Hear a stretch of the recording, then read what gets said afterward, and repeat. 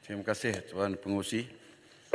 Saya terus kepada butiran 020100 Kepolisian.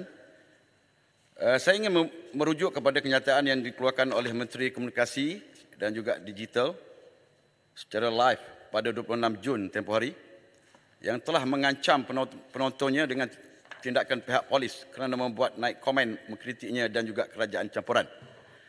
Ayat yang digunakan beliau adalah, semua anda yang masuk dalam live saya dan mengeluarkan kenyataan ini, anda sedang dipantau oleh pihak berkuasa. Jangan marah saya kalau ada panggilan nanti ataupun ada radio car yang singgah di rumah anda.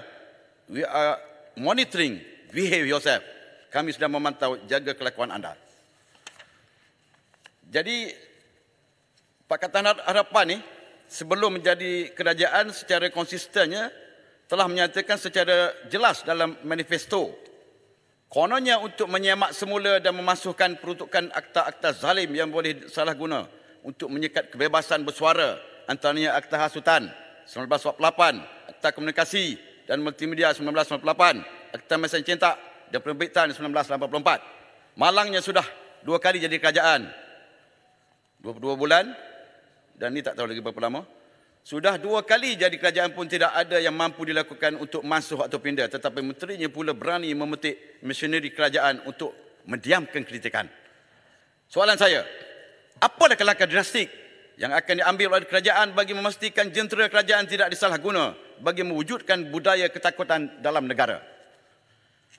Jadi undang-undang yang suatu ketika dulu dikatakan sebagai zalim tapi sekarang digunakan untuk menangkap, memenjara dan menyoal siasat pengkritik-pengkritiknya telah menjadikan hak rakyat untuk bersuara sebagai satu jenayah. Jadi apabila ketidakpuasan hati rakyat memuncak atas pelbagai isu, Menteri membalas dengan ugutan.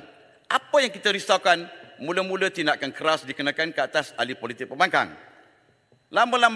Lama-lama sekiranya dibiarkan, lebih ramai lagi, mungkin pelajar, mungkin wartawan, mungkin aktivis dan orang-orang awam akan menjadi mangsa salah guna kuasa.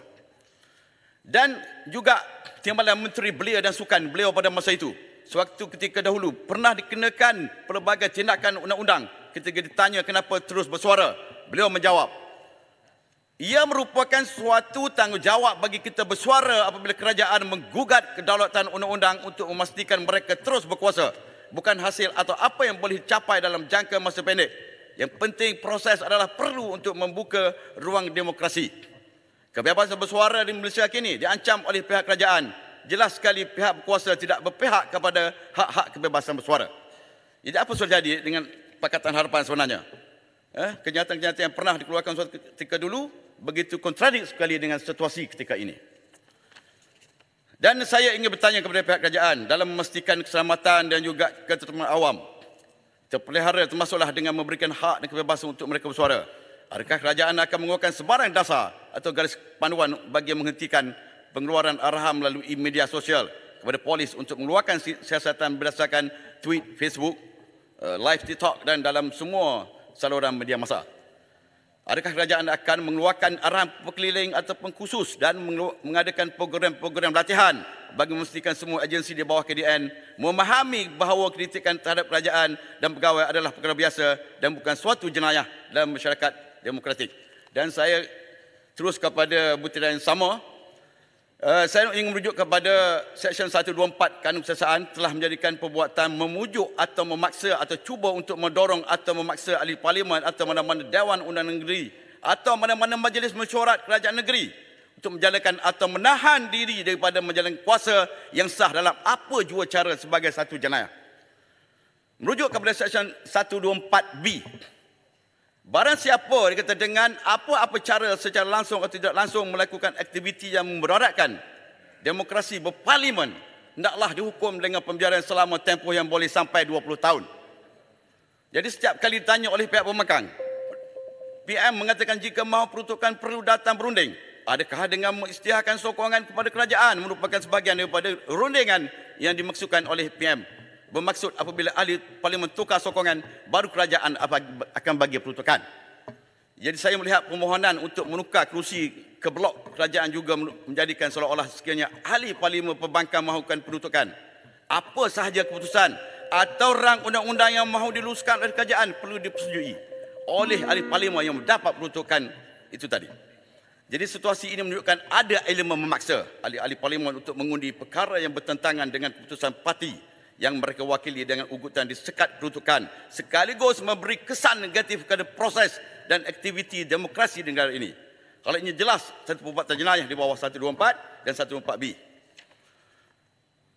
Dan laporan polis juga telah pun dibuat oleh Pemuda Bersatu pada minggu lepas. Soalan saya, apa jaminan kerajaan bahawa apabila ada laporan, tindakan akan diambil?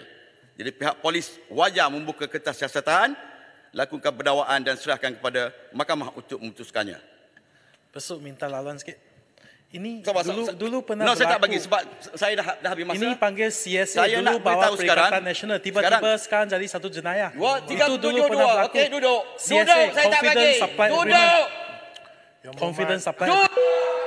Yang berhormat di quorum, kita ada peraturan, jangan langgar. Ya, saya minta. Sekarang floor yang berhormat bersut.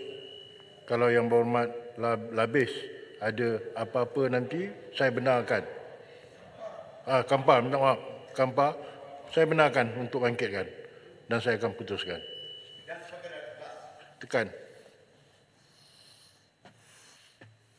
Akhirnya, saya ingin katakan bahawa dengan memujuk ahli parlimen, dengan memberi janji, kalau kamu sokong, kita akan bagi peruntukan. Ini adalah ada unsur-unsur elemen rasuah dalam kerajaan sekarang. Jadi saya ingin Point of order 36 merujuk kepada mana-mana ahli yang La'ana mengeluarkan Rasul. kenyataan. Point of order please. Mana-mana ahli yang mengeluarkan kenyataan melikuan Dewan adalah disifatkan sebagai menghina majlis dan ahli itu boleh dirujuk kepada jawatan kuasa had dan kebebasan bagi kesalahan itu. Tadi Besut bangkit bahawa itu satu unsur rasuah, tapi saya nak kata itu pernah berlaku di bawah Kerajaan Perikatan Nasional. Kita sign agreement, confidence supply agreement. Tak ada apa masalah. Masa itu tak bangkit Section 124B. Kenapa masa itu tak bangkit rasuah? Sama saja.